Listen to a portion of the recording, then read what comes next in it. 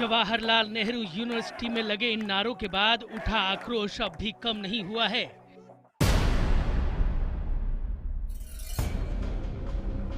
कानूनी कार्रवाई अपनी जगह है, सियासत अपनी जगह, लेकिन इस पूरे विवाद के केंद्र में रहे जेएनयू छात्र संघ अध्यक्ष कन्हैया कुमार के खिलाफ एक फौजी का धैर्य जवाब दे गया है। IBN 7 पर आप देखने जा रहे हैं एक फौजी का गुस्सा, उसका दर्द, उसकी तकलीफ। ये है हवलदार सुधीर यादव। माँ भारती का बेटा हूँ, माँ भारती का बेटा हूँ, गोली खा सकता हूँ, गाली नहीं खा सकता। वर्दी में रहते हुए, फौज में काम करते हुए इस तरह मीडिया के सामने आकर बयान देना सामान्य नहीं है। अफसरों की डांट से बेखौफ, किसी भी तरह की कार्रवाई के खौफ से दूर सुधीर यादव ने ठान लिया है कि अब वो चुप नहीं रहेंगे। इस फौजी ने अब कन्हैया को, उसके साथियों को और उसके जैसी विचारधारा के लोगों को सीधी चुनौती दे दी है। अगर मैं डिबेट में हार जाता हूं तो या तो मैं अपनी नौकरी छोड़ दूंगा या गर्दन कटवा दूंगा, और नहीं तो ये हिंदुस्तान छोड़ देगा, भारत को छोड़ देगा, और जब ये पाकिस्तान चला जाएगा। जौन सा देश अच्छा लगता है वहां ये चला जाएगा, और जब ये जाए तो उसको बोलना थोड़ा सा महाराष्ट्र होके जाए। वहां बॉलीवुड में भी 5-6 लोग हैं जिनको हिंदुस्तान अच्छा नहीं लग रहा है, उनको भी लेता साथ में चला जाए। क्या हवलदार सुधीर यादव जेएनयू विवाद के बाद फौज में उठे गुस्से का प्रतीक हैं? क्या देश की सुरक्षा के लिए कुर्बान होने वाले हमारे फौजी जेएनयू में लगाए गए नारों से, सेना पर लगाए गए आरोप से आहत हैं? देखिए, कन्हैया को जवाब देगा एक फौजी। नमस्कार, मैं हूं आकाश सोनी। खबरों में खास में आज बात कन्हैया को मुंह तोड़ जवाब देने वाले एक फौजी की। देश के एक फौजी ने देशद्रोह के आरोपी जेएनयू छात्र संघ के अध्यक्ष कन्हैया कुमार को करारा जवाब दिया है। फौज में हवलदार सुधीर कुमार यादव जो कुछ कह रहे हैं वो आपको जरूर सुनना चाहिए। IBN 7 ने ये एक्सक्लूसिव बातचीत की है। कन्हैया के सेना पर दिए हुए बयान पर किस तरह ये फौजी सख्त एतराज जता रहा है और क्यों जता रहा है, यह आपको ध्यान से सुनना चाहिए। इस फौजी का कहना है कि जो कुछ कन्हैया कह रहा है इससे सेना के मनोबल पर असर पड़ता है। सुधीर ने कन्हैया को खुली बहस की चुनौती भी दे डाली है। आइए देखते हैं क्या कह रहा है ये फौजी और इससे गुस्सा क्यों आता है। 9 फरवरी को जेएनयू में लगे नारे पूरे देश ने सुने। भारत तेरे टुकड़े होंगे, इंशाअल्लाह, इंशाअल्लाह। भारत तेरे टुकड़े होंगे, इंशाअल्लाह, इंशाअल्लाह। सशर्त जमानत पर रिहा हुए कन्हैया का भाषण भी देश ने सुना।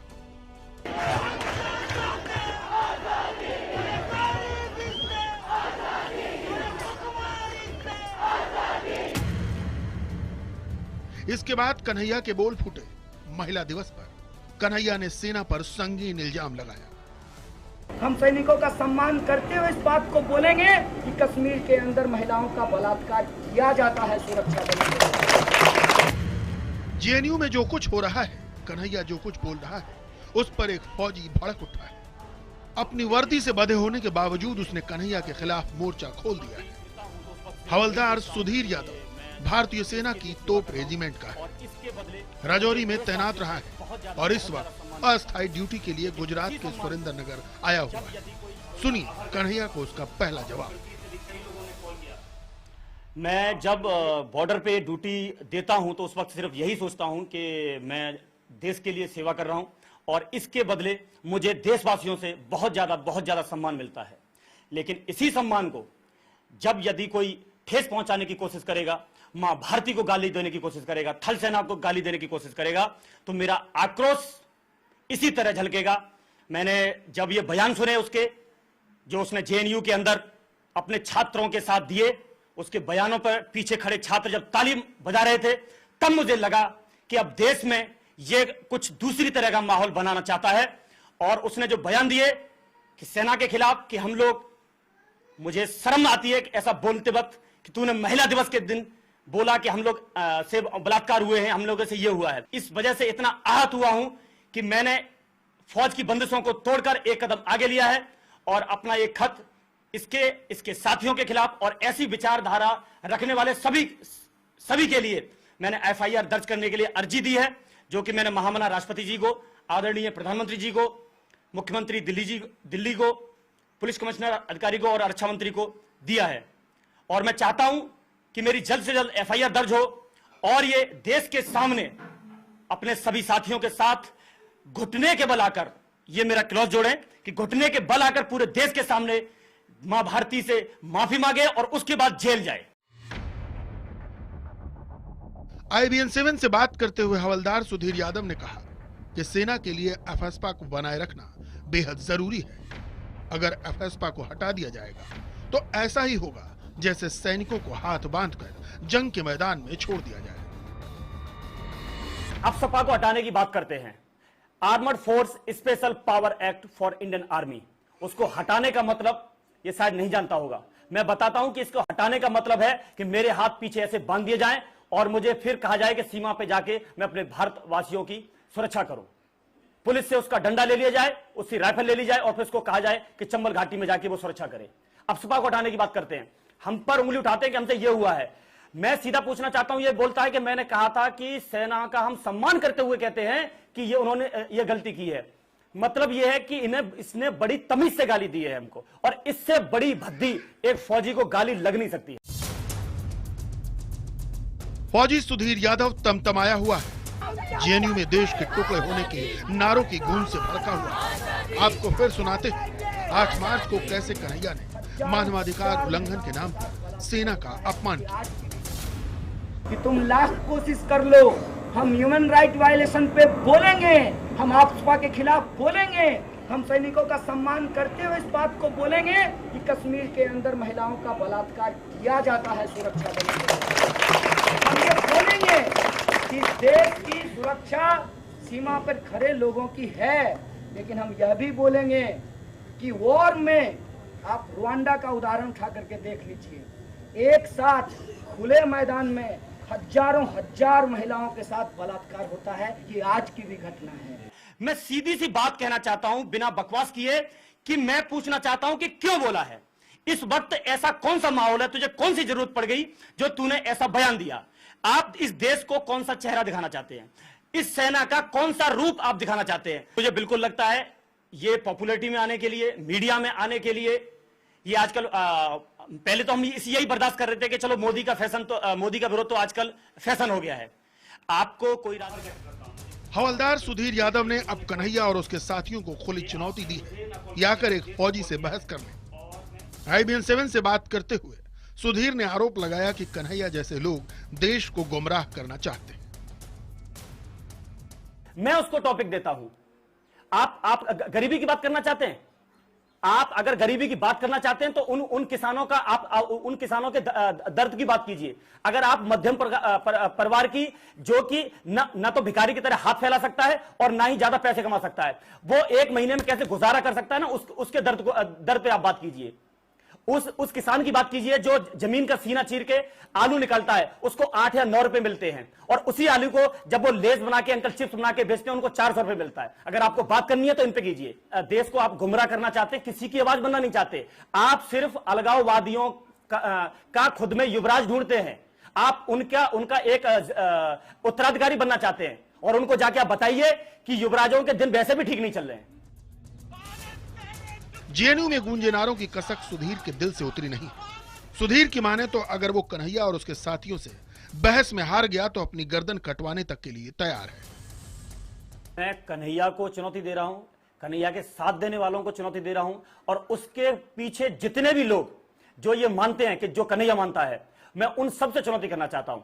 अगर मैं डिबेट में हार जाता हूं तो या तो मैं अपनी नौकरी छोड़ दूंगा या गर्दन कटवा दूंगा, और नहीं तो ये हिंदुस्तान छोड़ देगा, भारत को छोड़ देगा, और जब ये पाकिस्तान चला जाएगा। जौन सा देश अच्छा लगता है वहां ये चला जाएगा, और जब ये जाए तो उसको बोलना थोड़ा सा महाराष्ट्र होके जाए। वहां बॉलीवुड में भी 5-6 लोग हैं जिनको हिंदुस्तान अच्छा नहीं लग रहा है, उनको भी लेता साथ में चला जाइए। कन्हैया पर इस फौजी ने देश में आतंकवाद को बढ़ावा देने का भी आरोप लगाया है। उसने कन्हैया से पूछा है कि आखिर ऐसा क्या हो गया जो सीमा पर अपनी जान देने में सेकंड भर की देर न लगाने वाले फौजियों को उसने कटघरे में खड़ा कर दिया। और मैं सीधा बोलना चाहता हूं इसको कि इस वक्त आपको जरूरत क्या थी बोलने की? ऐसा देश में ऐसा कौन सा पहाड़ टूट पड़ा जो आपने थल सेना को उंगली उठाई, मां भारती पर उंगली उठाई? आपके जेएनयू के छात्र जो 4-5 आप पीछे खड़े के ताली मरवा के आप देश का माहौल खराब कर रहे हैं। अगर आप आतंकवादी पैदा करेंगे तो मैं देशभक्त पैदा करूंगा। हवलदार सुधीर को अपनी नौकरी की परवाह नहीं है। सोशल मीडिया पर कन्हैया के खिलाफ लिखने के बाद वो वहां भी चर्चा का विषय बना हुआ है। नियमों से बंधे सुधीर के साथी उसका समर्थन कर रहे हैं। आखिर वो फौज के एक बड़े हिस्से के दर्द को बयान करने वाला चेहरा जो बन गया। कितना दर्द झेल रहे हैं, कितनी तकलीफें कर रहे हैं और देश की सेवा कर रहे हैं। उनकी जो बातें हैं, लगातार हम उनके साथ बैठे हैं, हम उनके फ़ोन कॉल्स हम देख रहे हैं कि ढेर सारे फ़ोन कॉल्स उनको लगातार देश भर से आ रहे हैं। फेसबुक पे इनके वीडियो को लाइक्स किया जा रहा है, सोशल मीडिया पर लाइक्स किया जा रहा है। लेकिन एक बात ज़रूर है, जहाँ पर वो काम कर रहे हैं ये एक डिसिप्लिन फोर्स है। उनको ये पता है कि उन्होंने जो कदम उठाया है उन पर कार्रवाई हो सकती है, लेकिन देश की जब बात आती है तो वो उस बात को जो भी कार्रवाई है वो भुगतने के लिए भी तैयार है। कैमरामैन कुमार सिंह के साथ जनक दवे, सुरेंद्रनगर, IBN 7।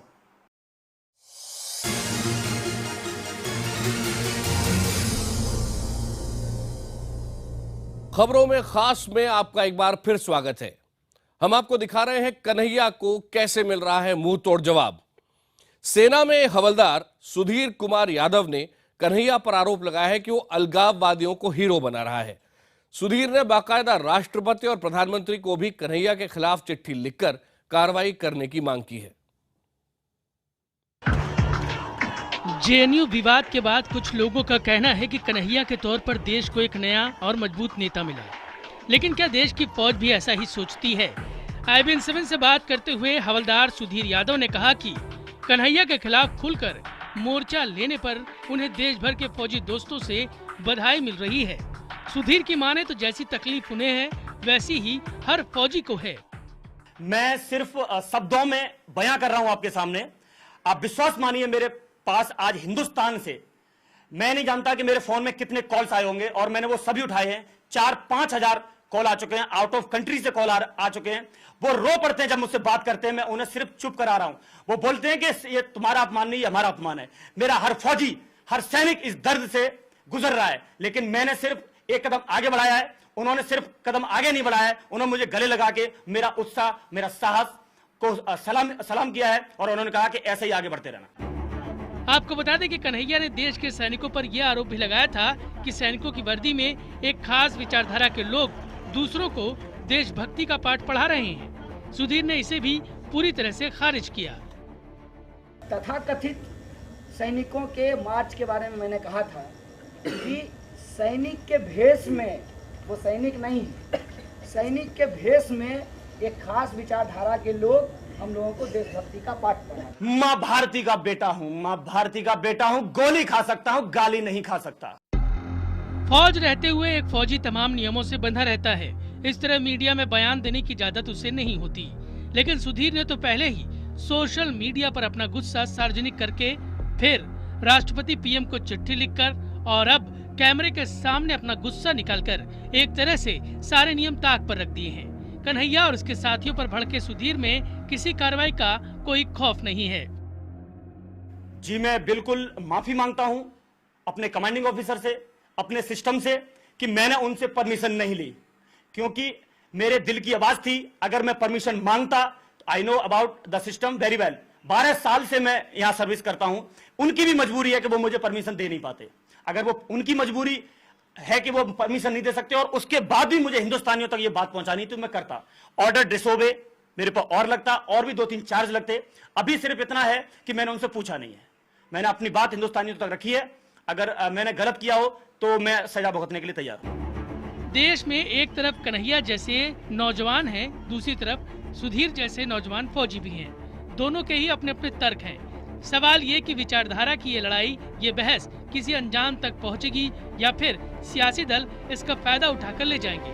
जनक दवे, अहमदाबाद, IBN 7। खबरों में खास में आज मेरे साथ इतना ही।